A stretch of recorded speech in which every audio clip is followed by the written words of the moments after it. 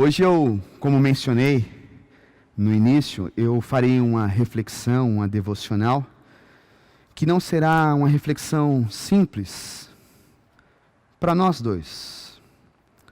Para mim e para a Lilian, que está aqui ao meu lado, minha esposa, porque vou repartir um pouco, uma parte da nossa vida, da nossa história, e de fato não será nada simples, mas o meu desejo é que, a partir de se compartilhar de uma parte da nossa história, Deus consiga chegar em você. Que neste compartilhar de história, sua vida seja restaurada e curada. Que Deus consiga chegar com a brisa suave aí em sua casa. Esse é o meu desejo. Vou falar um pouco sobre fé, vou falar um pouco sobre a ideia de milagres, vou falar um pouco, com tudo isso, o que é a vida, um pouco do que é a vida, pelo menos vou tentar. Então, faça um favor, antes de abrir sua Bíblia, dê um like, baixe um pouco aí esse chat que você está conversando. Aliás, eu estava ali durante o louvor, vendo algumas pessoas, Zona Leste com a gente, Guaianazes, Jandira, muita gente com a gente, muito bacana, Extremo Sul, né, Grajaú.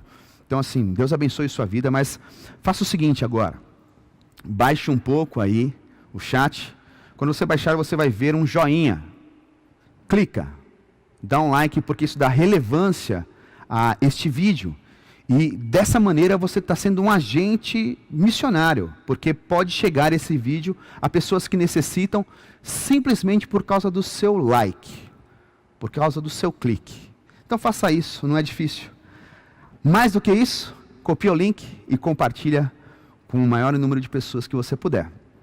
Então agora abra comigo a sua Bíblia no Evangelho de João, no capítulo 14. Nós vamos ler o verso 11, 12, 13 e 14. João, capítulo 14, dos versos 11 também ao 14.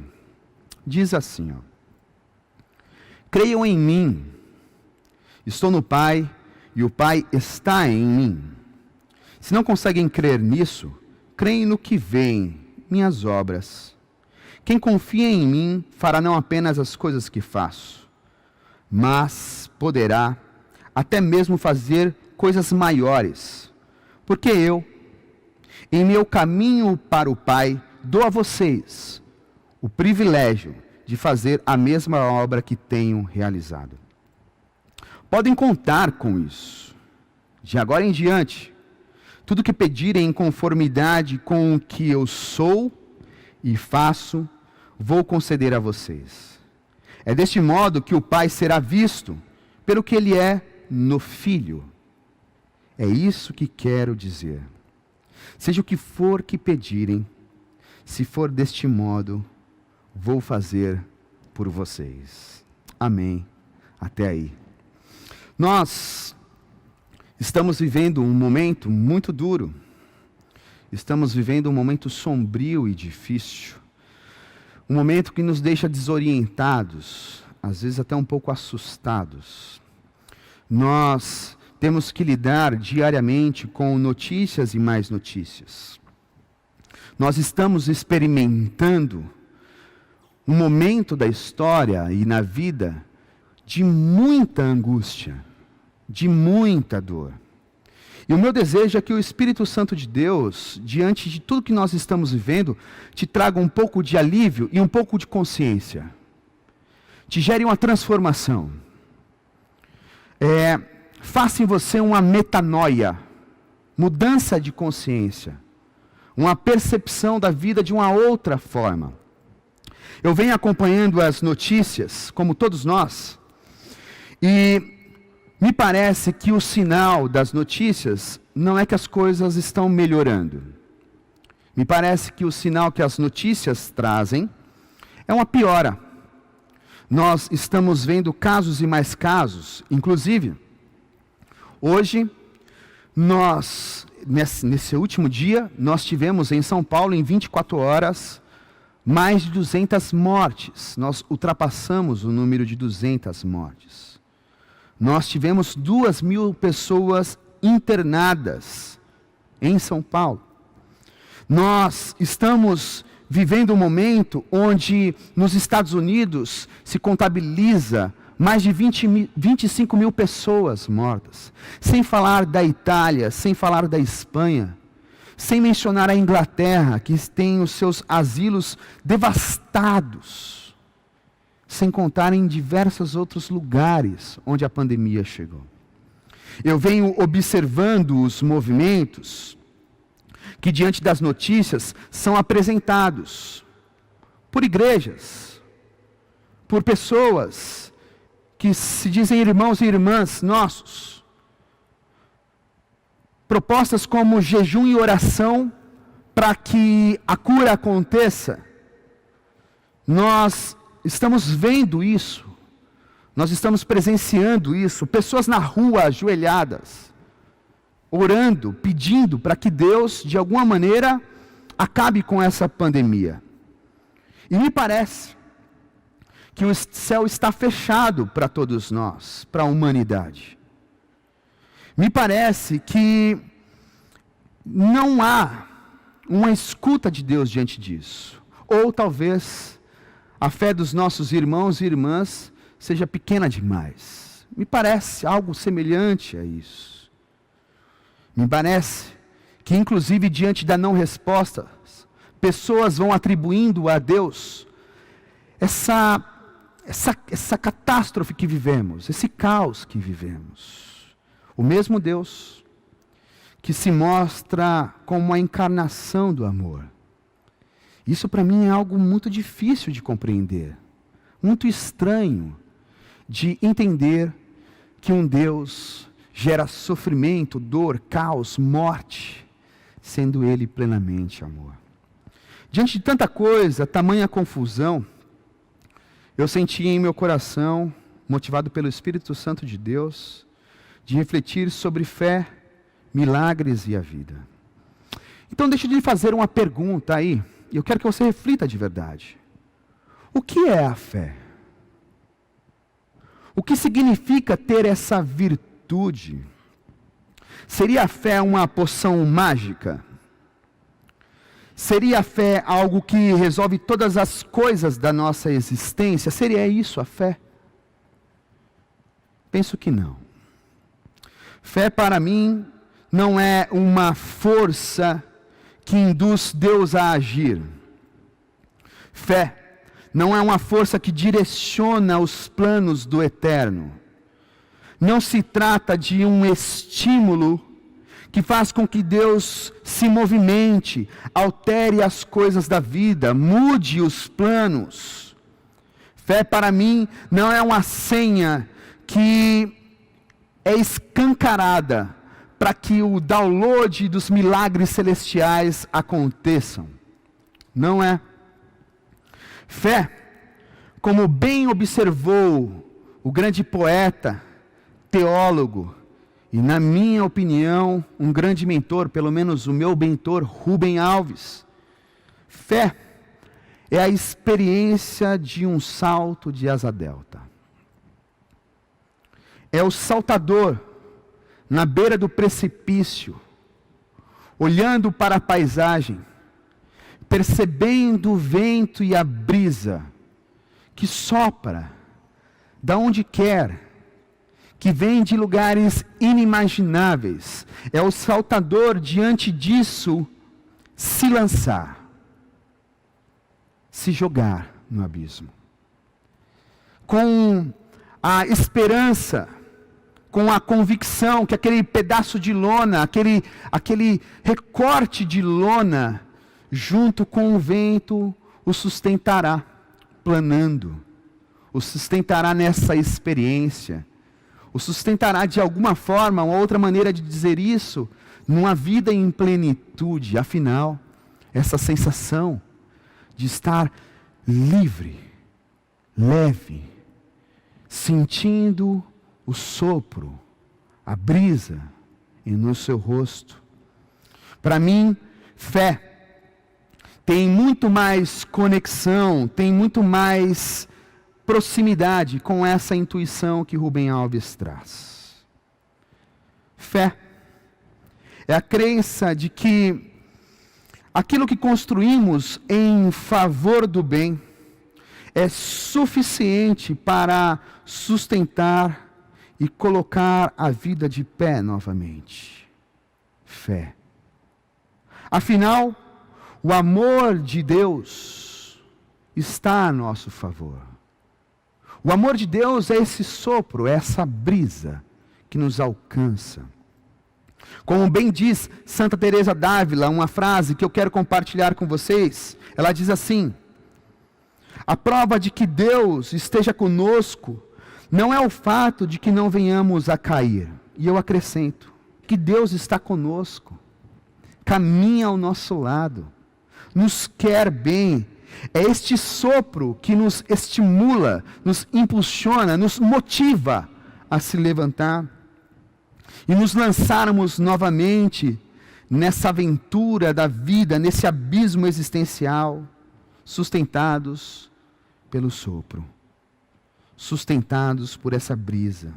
Fé é a crença de que os valores e as virtudes do Evangelho nos bastam para enfrentarmos os perrengues, capotes, dificuldades da história, com todos os infortúnios, reveses, choques, derrotas que a existência às vezes nos traz. Vamos sim nos ver, por vezes, abatidos. Mas como disse o apóstolo Paulo, a nossa fé nos faz se colocar de pé e não sermos destruídos, enfraquecidos talvez, mas não sem a esperança. Diante disso, pense comigo, o que seria a fé diante das questões dos milagres, diante das propostas de milagre? Talvez você pense, onde é que fica o milagre então diante disso, Will? Será que o jejum e a oração acabará com tudo o que estamos vivendo? Será capaz de apaziguar essa dor? Jesus disse, quem confia em mim fará não apenas as coisas que faço, mas poderá até mesmo fazer coisas maiores, porque eu, em meu caminho para o Pai, dou a vocês o privilégio de fazer a mesma obra que tenho realizado. Será que Jesus estava falando de milagres?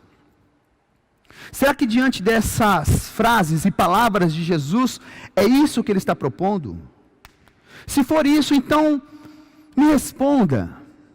Onde estão os milagres prometidos por Jesus? Onde está Deus diante da dor que estamos vivendo? Onde? Você há de convir comigo que nossa habitual noção de milagre está ligada a algo que não tem uma explicação natural. Milagre está ligado a uma ideia do que é contrário ao comum, à natureza das coisas, do que a ciência não explica, o inexplicável. Esse é o senso comum de milagre. E sejamos sinceros, milagre é geralmente visto como um benefício de Deus para com a pessoa que o recebe. Um benefício de Deus para esta pessoa que recebeu o milagre. Ou seja, quem recebe um milagre é mais parça, é mais chegado, é mais íntimo de Deus. É uma espécie de presente pessoal e intransferível. Mas será que milagre é isso? Um presente mágico, intransferível? Será que em suas ações Jesus queria mostrar a sua capacidade de feiticeiro? Será que é isso? Também acredito que não.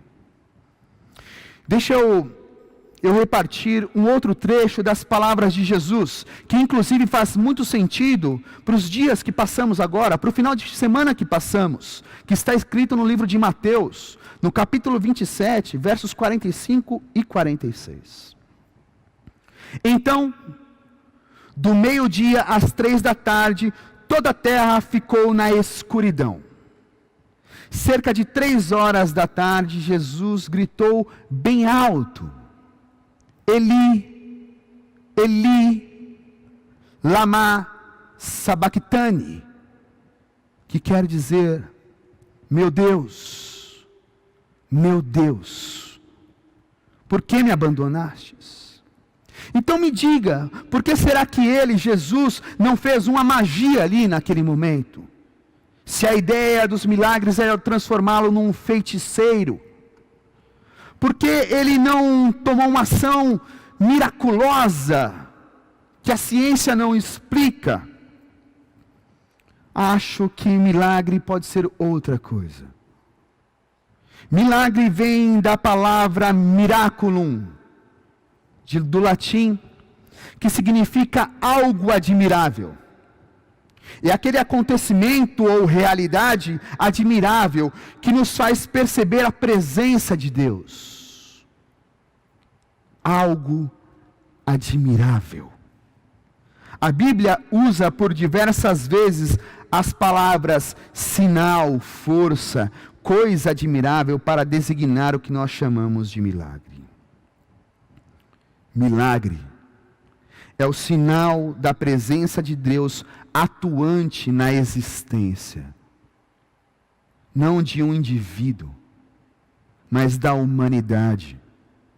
Segundo os relatos do Evangelho, Jesus fez cerca de 35 milagres. Nenhum deles, Jesus fez para se autopromover. Nenhum deles Jesus fez para mostrar que era um grande feiticeiro poderoso. Aliás, muito deles, Jesus diz: fique em silêncio, não fale a ninguém, segue sua vida. Nenhum deles. Jesus, inclusive, diante de Herodes, nega um milagre, porque ali há uma ideia de curiosidade. O que é isso? Jesus não faz coisas admiráveis para provar que é um grande feiticeiro. Não. As ações de Jesus não mostram potência no sentido de ser totalmente forte. Não. Mas mostram o sinal de Deus. Uma outra maneira de dizer isso, mostram o sinal do amor. Para isso que Jesus vem, para encarnar, apresentar, mostrar para as pessoas o amor, mostrar a fragilidade do amor, inclusive, mas dentro da sua fragilidade, a potência que existe nesse sentimento e atitude capaz de transformar a história. Jesus não faz um milagre, ele diz: Eli, Eli, lama sabachthani. Meu Deus, por que me abandonaste? Jesus não se mostra totalmente poderoso, mas frágil. Ao invés de mágico, Jesus, com os seus valores, os valores que vêm de Deus, Jesus se lança no precipício para mostrar que o amor é capaz de vencer todo o mal. Jesus tem fé, aposta todas as suas fichas, que os valores da solidariedade, do bem, da generosidade, são capazes de sustentar a história, do respeito, do cuidado mútuo, da responsabilidade. Jesus apresenta isso para toda a humanidade. Jesus apresenta a ideia mais revolucionária e mais linda de toda a história. O amor, esta atitude generosa, altruísta em direção ao outro, é capaz de transformar a existência e é capaz de fazer ressurgir coisas que estavam mortas. Diante de tudo isso, diante da ideia de fé, diante dessa percepção de milagre, eu quero agora repartir um pouco da vida. E aqui eu vou utilizar a minha vida e a vida da Lilian. Me permitam, me deem essa liberdade. Acho que eu nunca fiz isso aqui, nesse espaço, nessa tela, falando para tanta gente. Talvez só um círculo pequeno saiba disso. Tudo começou no dia 13 de dezembro de 2017. Foi um dia inesquecível. Eu me lembro que a pequena, que é como eu chamo ela, chegou em casa e estava extremamente agitada, coisa que ela não é. Ela é serena, tranquila. E ela parecia um siri na lata, que fica andando de um lado para o outro, se debatendo. Logo eu percebi que algo estranho tinha ali. Fiquei me perguntando o que será. Mas a minha capacidade, ou melhor dizendo, a minha incapacidade não foi capaz de perceber de fato o que era. Passado um certo tempo, ela sentou do meu lado, no sofá. E como também não é muito habitual, começou a falar e falar e falar e falar e falar e falar e falar. A Lilian fala, mas nem tanto, ela é mais tranquila. E falando muito, muito, e começou a falar de coisas triviais, coisas que nós já tínhamos resolvido há 2, 3 dias. E falava, eu falei, o que está acontecendo? De repente, ela levantou, foi até a mesa, pegou em sua bolsa uma caixinha, me lembro como se fosse hoje, uma caixinha feita de origami em dobradura, com as cores amarela, branca e marrom. Me entregou.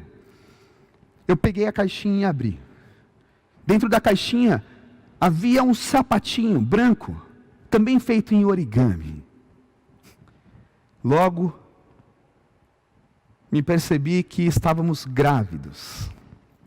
Uma alegria imensa, felicidade aos montes. Mas não parou aí.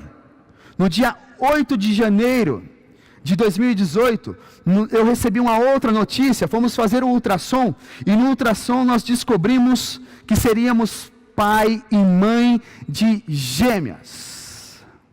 Seriam 2 meninas. Confesso que meu coração e o meu peito virou escola de samba. Ficava saltitante. Confesso inclusive que no caminho de casa, eu abri a janela do meu carro e gritei algumas vezes na 23 de maio de tanta alegria. Eu estava saltitante porque seria pai de 2 meninas. Mas a minha vida, infelizmente, não se organizou apenas com momentos de felicidade. Não se organizou e ainda não se organiza apenas com isso. Ela também se organiza com processos de tragédia, muito semelhante à sua vida. Muito semelhante, talvez, a que muitos de nós estamos vivendo agora. Infelizmente, alguns meses depois da gestação, nós recebemos a notícia que a Eva tinha um mal chamado hidropsia. Algo extremamente grave que poderia tirá-la de nós. Me recordo que ficamos algumas semanas, noites muito angustiados.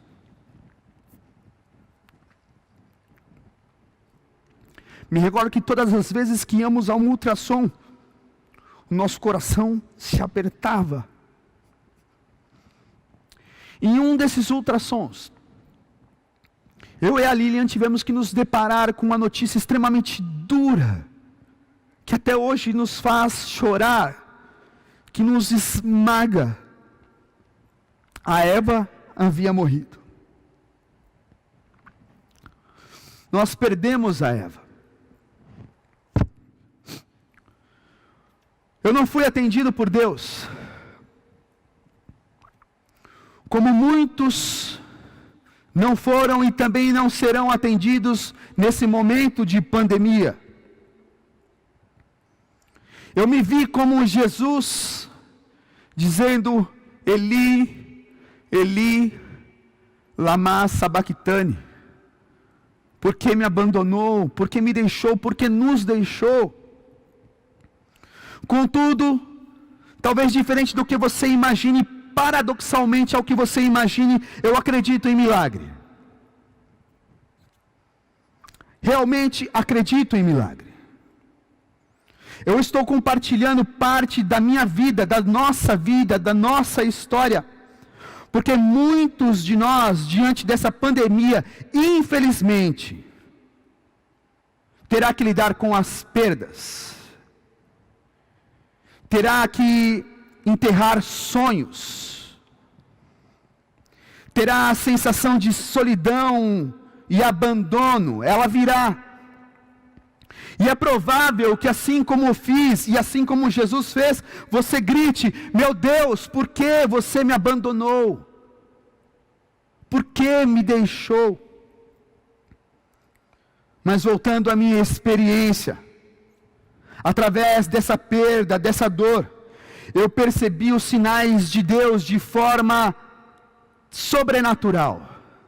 O admirável chegou até a minha casa.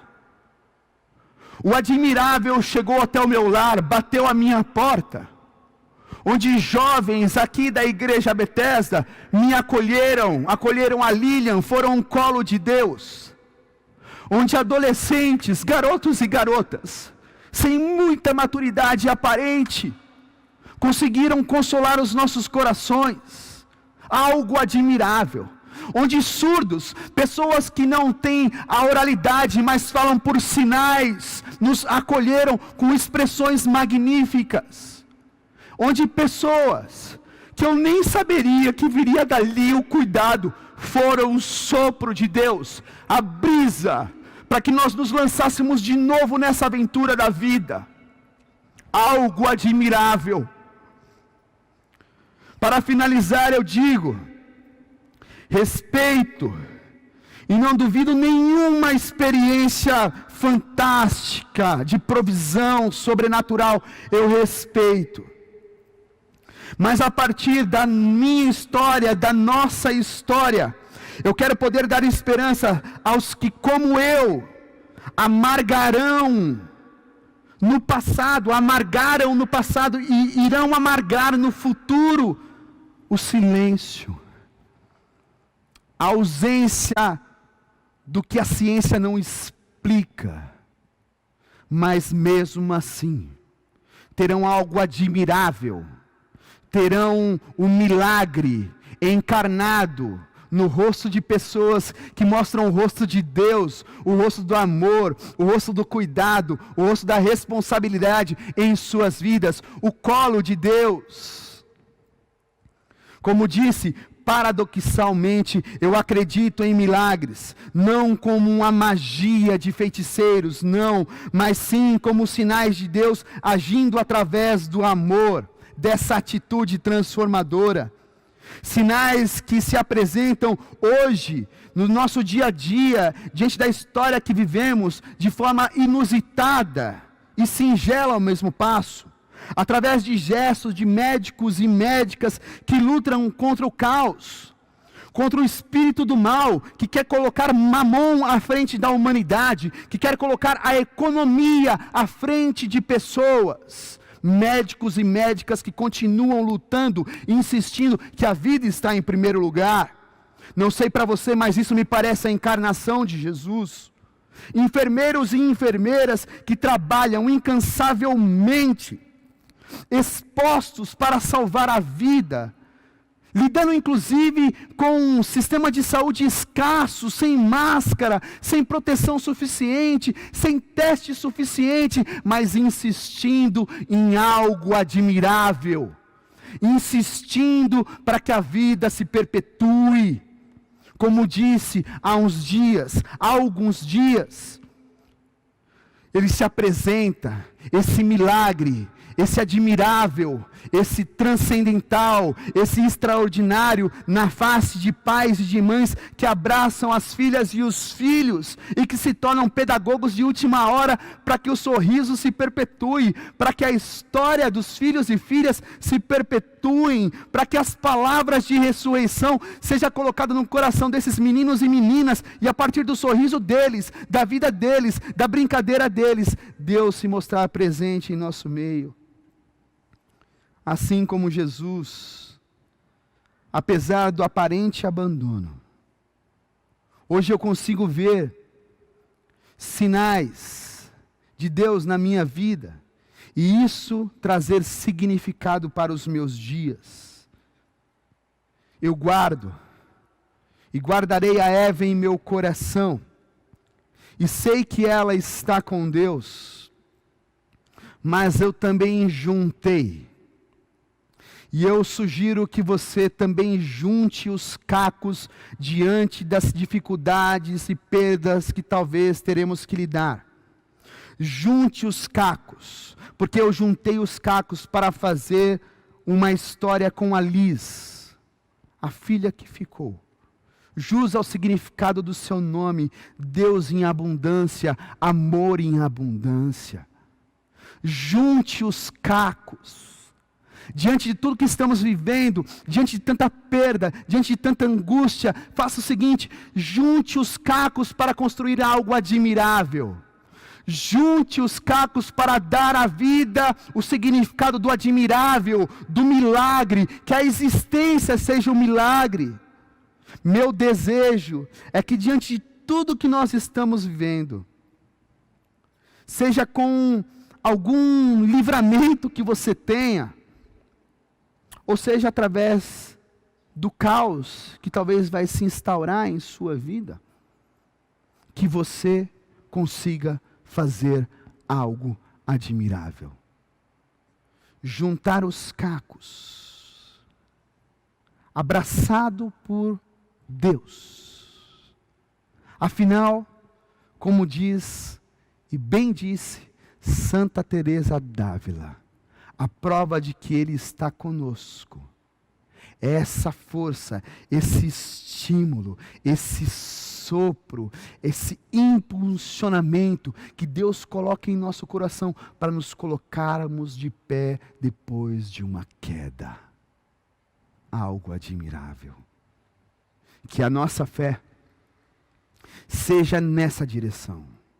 Que a nossa fé seja a fé de Jesus, para fazermos coisas ainda maiores, para fazermos do amor a transformação da história, para termos o amor como nosso pão vivo e diante dos cacos que ficarão pelo chão por causa dos dias que estamos passando, possamos ter bom ânimo para juntar todos esses cacos e construirmos novamente a existência, porque Deus, o Deus em Jesus, é um Deus sempre de novas alianças.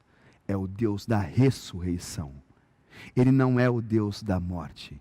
Ele é o Deus que pega os cacos e a partir disso constrói uma nova história. E esse é o meu desejo, que assim seja na sua vida, que assim seja em nossas vidas, no nome de Jesus.